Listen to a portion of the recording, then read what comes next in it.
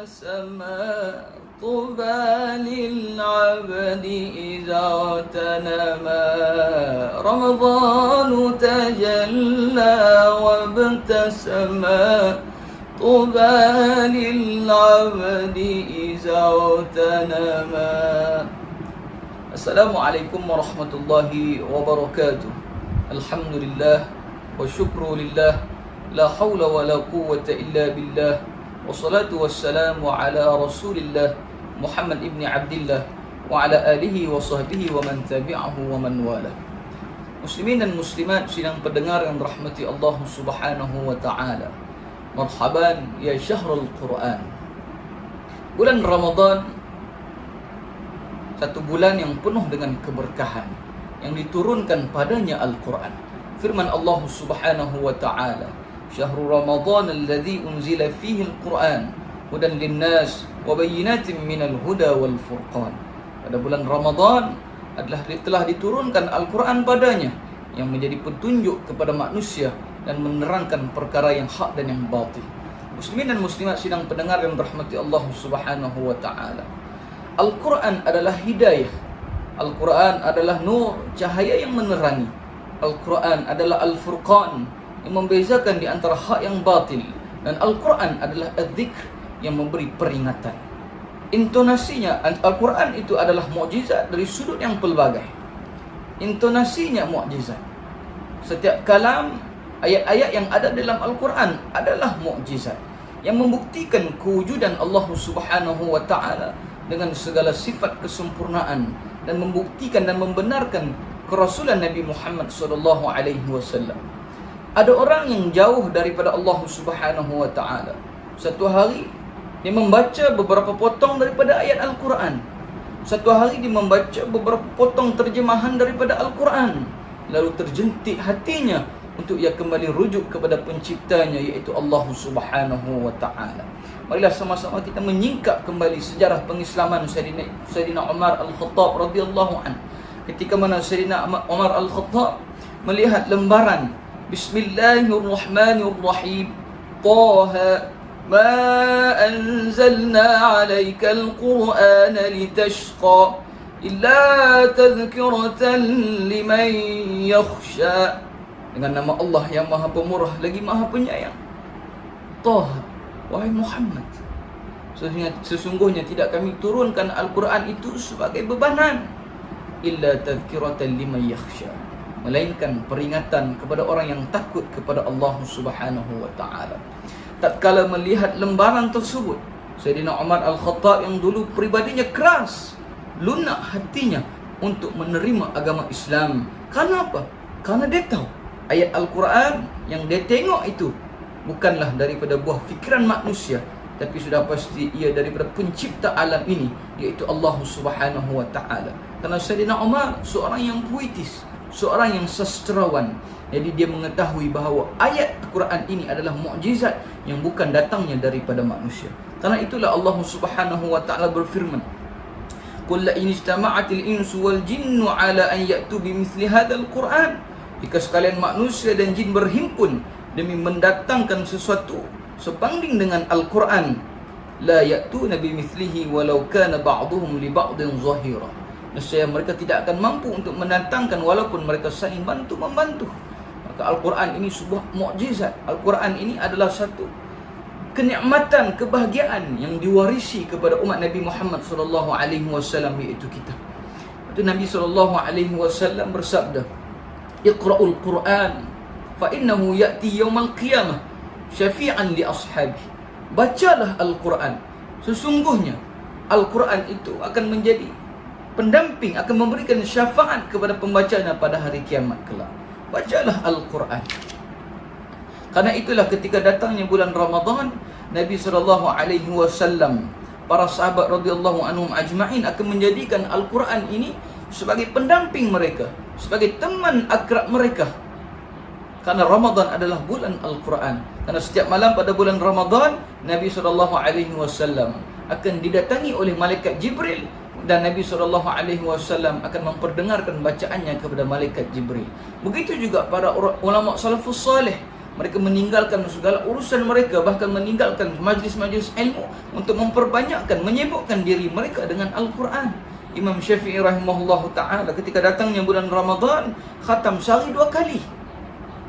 Itu syair-syair Arab pernah menyebut, fatashabbahu fa ilam takunu mithlahum inat tashabbuha bil kirami falahu.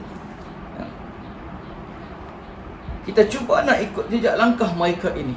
Fa ilam takunu mithlahum, walaupun kita tahu kita tak mampu untuk membuat seperti mereka, kita tak mampu nak khatam Al-Quran sehari 2 kali. Inna tashabbuha bil kirami falahu. Tapi kita tetap juga nak ikut jejak langkah mereka. Kita cuba juga sikit-sikit nak follow jejak langkah mereka. Kita sudah dikira mendapat kejayaan. Iqra'ul Quran fa innahu ya'ti yawmal qiyamah syafi'an li ashabi.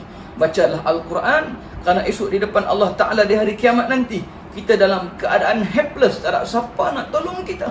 Anak bini, keluarga yang dikasihi semuanya menjauh dan meminggir diri daripada kita. Tatkala itu Al-Quran yang kita baca di dunia ini akan menjadi pembela, akan menjadi lawyer kepada kita, yang akan membela kita di depan Allah Subhanahu wa ta'ala. Berita baiknya, barang siapa yang membaca Al-Quran, kata Nabi SAW, man qara'a harfan min kitabillah falahu bihi hasanah wal hasanatu bi 10 amsalihah. Barang siapa yang membaca satu huruf daripada Al-Quran, baginya satu kebaikan. Wal hasanatu bi 10 amsalihah. Yang dikatakan dengan satu kebaikan itu sama dengan 10 ganjaran pahala. La aqulu alif lam min harfun, walakin alifun harfun wa lamun harfun wa mimun harfun.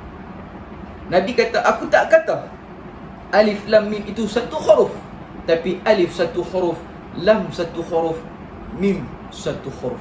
Kita baca alif lam mim, kita dapat 30 ganjaran pahala. Apatah lagi, cuba bayangkan sekiranya kita baca Al-Quran sejuzuk, 2 juzuk pada malam yang penuh dengan bonus dan bonanza, iaitu malam Lailatul Qadar. Lailatul Qadri khairum min alfi syahr. Pada satu malam yang lebih baik pada 1000 bulan. Kita baca alif lam mim, kali dengan 10, kali dengan 80 tahun, ataupun kali dengan 1000 bulan. Katakan, siapa yang sanggup membaca Al-Quran dalam tempoh 80 tahun tanpa henti. Macam mana pula dengan kami, Ustaz? Tak kalau masuknya bulan Ramadan, orang berlumba-lumba untuk membaca Al-Quran, berlumba-lumba untuk bertadarus Al-Quran. Macam mana pula dengan kami yang tidak pandai membaca Al-Quran? Macam mana pula dengan kami yang tidak lancar dalam pembacaan Al-Quran? Apa motivasinya? Kata Nabi SAW, alladhi yaqra'ul Quran wa huwa mahirun bih ma'as safaratil kiramil bararah. Orang siapa yang membaca Al-Quran dan dia mahir dalam pembacaan Al-Quran, dengan makharijul hurufnya, dengan fasahahnya, dengan tajwidnya, dengan taranumnya, ma'as safaratil kiramil bararah, dia akan bersama dengan para malaikat yang mulia. Walladhi yaqra'ul Quran wa huwa yata'ta'u fih. Dan barang siapa yang membaca Al-Quran dalam keadaan tergagap-gagap, wa huwa syaqqun alaih, dan baginya payah untuk dia membacakan ayat suci Al-Quran ini, walahu ajran, baginya 2 ganjaran pahala. Yang pertama, dia membaca Al-Quran, sudah pasti dia akan mendapat ganjaran pahala. Dan yang kedua, dia baca Al-Quran tak lancar, dia boleh fed up, dia boleh putus asa, dia boleh berhenti daripada bacaan Al-Quran dia, tapi tidak dia teruskan pembacaan Al-Quran dia. Dia tetap juga berusaha, dia tekun untuk baca Al-Quran walaupun dalam keadaan tergagap-gagap. Baginya satu lagi ganjaran pahala. Ini yang kata Al-Quran adalah sumber pahala yang cukup besar bagi kita. Muslimin dan muslimat sidang pendengar yang dirahmati Allah Subhanahu wa ta'ala. Bahkan Al-Quran juga bukan sekadar membacanya dapat pahala, tapi Al-Quran juga dapat memberikan kecerdasan pada intelektual dan emosi kita. Berdasarkan kajian-kajian yang berlaku, berdasarkan penelitian-penelitian yang berlaku menunjukkan 97% orang yang mendengar bacaan Al-Quran dapat mempengaruhi fisiologinya dan meningkatkan kecerdasan intelektual IQ dan kecerdasan emosi EQ-nya. Bahkan Al-Quran dapat meningkatkan, dapat memberikan pengaruh yang besar kepada bayi yang baru lahir, bayi yang baru berusia 2 hari. Apabila kajian dijalankan, bayi yang diperdengarkan bacaan Al-Quran akan menunjukkan respon yang tersenyum dan menunjukkan ketenangan. Muslimin dan muslimat sidang pendengar yang berahmati Allah Subhanahu wa ta'ala. Jika menurut kajian mendengar muzik-muzik klasik dapat memberikan kecerdasan pada IQ dan EQ kita, bahkan Al-Quran lebih baik daripada itu. Bahkan Al-Quran jauh lebih baik daripada itu. Maka benarlah firman Allah Subhanahu wa ta'ala, wa idza quri'al Qur'an fastami'u lahu wa ansitu la'allakum turhamun. Apabila dibacakan Al-Quran, maka dengarlah dan diamlah, la'allakum turhamun, semoga kalian beroleh rahmat. Apatah lagi membaca Al-Quran dapat meningkatkan IQ intelektual kita, dapat meningkatkan emosi kita, serta dapat meningkatkan kecerdasan spiritual kita.